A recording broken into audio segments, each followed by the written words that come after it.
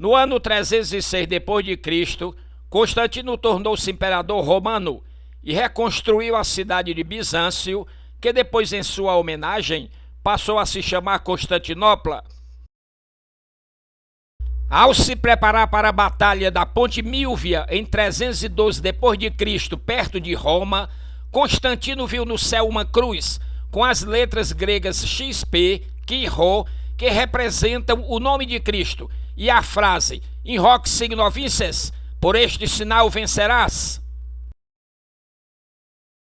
O imperador pintou nos escudos de seus soldados o símbolo e a frase. Ao voltar da batalha, creditou sua vitória ao Deus cristão. Assim, Constantino foi o primeiro imperador romano a professar o cristianismo. Em 303 d.C., juntamente com Licínio, imperador do Oriente, Constantino, imperador do Ocidente, publicou o Edito de Milão, ou Mediolano, Edictum Mediolanense, que acabava com toda perseguição aos cristãos. Em 324 d.C., Constantino derrotou Licínio em Adrianópolis, atual Edirne, e Crisópolis, atual Turquia, e assumiu todo o Império Romano.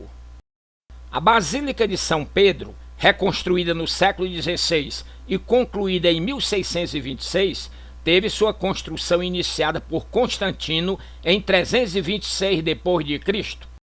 A partir desta data, o latim tornou-se a língua oficial da Igreja Católica.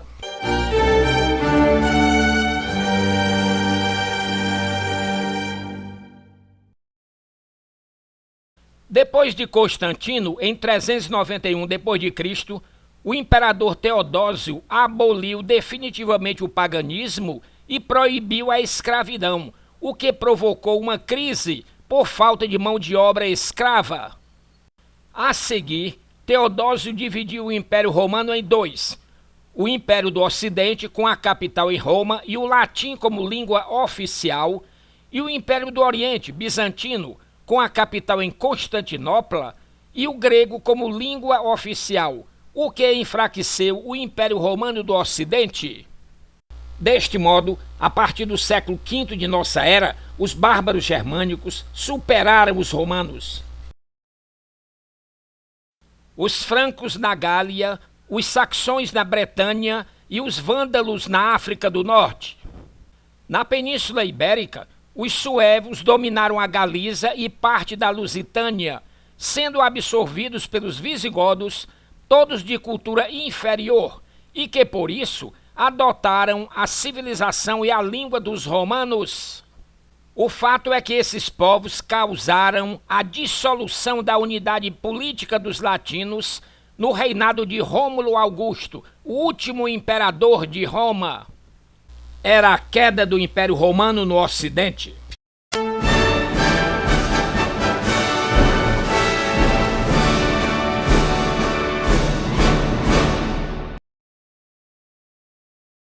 Para o linguista francês Antoine Meillet, a história política de Roma e a história da civilização romana explicam a história da língua latina.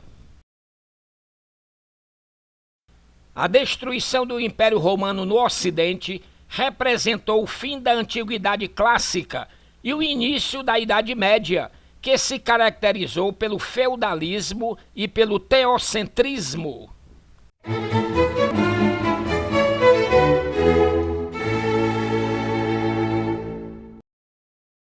Nos séculos VI e VII d.C., os povos eslavos dominaram a Península Ibérica.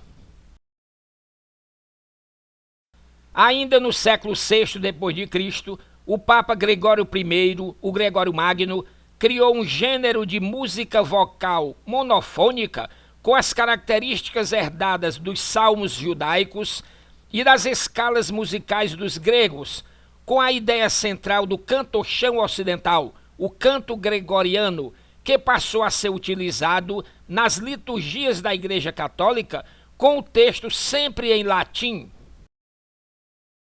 No Império Romano do Oriente, o Império Bizantino, destacou-se a figura do imperador Justiniano I no século VI d.C., que produziu a maior obra jurídica de todos os tempos, o Corpus Juris Civilis, em 6 livros, e que serviu de inspiração e embasamento a quase todos os códigos modernos. O Código Civil Brasileiro de 1916, por exemplo, fruto da lavra do jurista cearense Clóvis Bevilacqua, encontrou arrimo no Digesto, principal livro da obra de Justiniano I. A partir do século VIII, foi a vez dos árabes dominarem a Península Ibérica.